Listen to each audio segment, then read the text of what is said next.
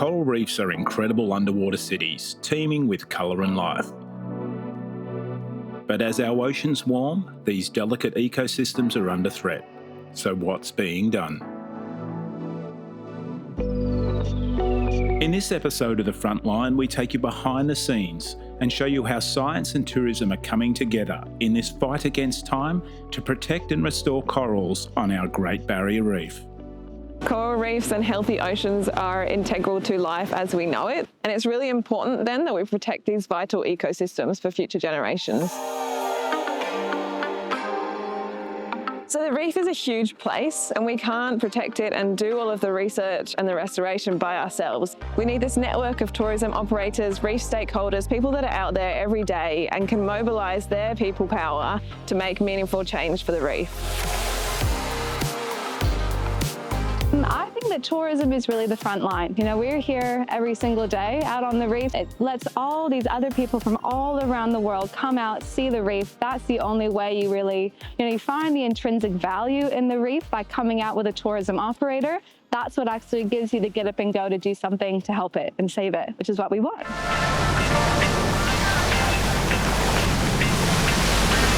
The Coral Nurture program isn't about saving the reef overnight. It's about buying time, creating resilience, and building capacity within the community. We've just arrived at our first nursery site today, and we're going to go and check on the corals on the nurseries and plant some of these on the reef.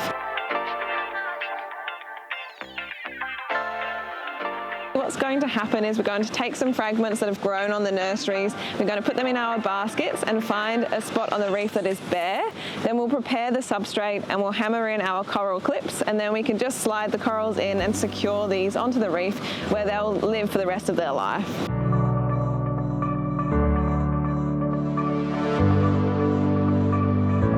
Here on the Great Barrier Reef, the Coral Nurture program is uniting tourism and science to provide practical and proactive tools to help restore coral reefs and make them more resilient to rising temperatures.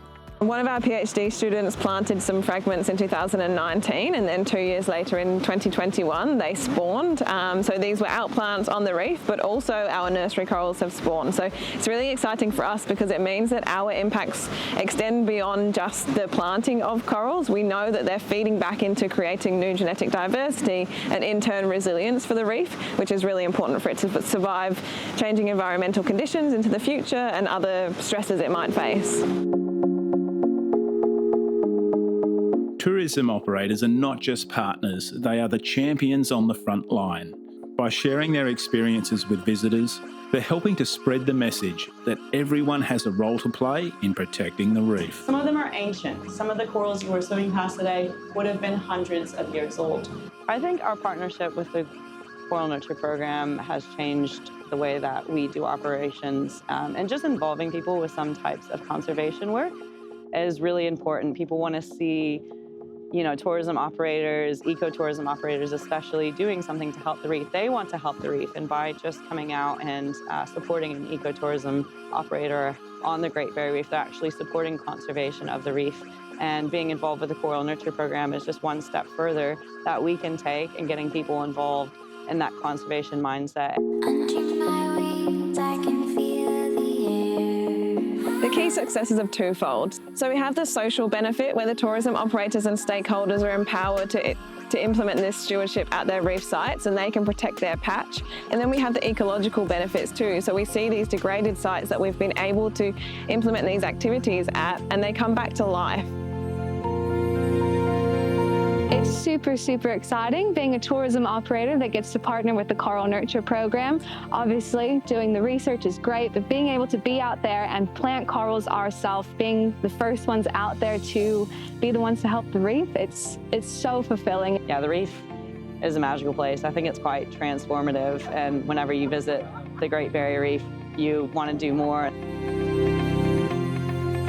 In the face of climate change, it's easy to feel overwhelmed. But programs like this show us there is hope. We all have an important role to play, and by working together, we can protect our reef. The challenges we face are immense, but so are the possibilities.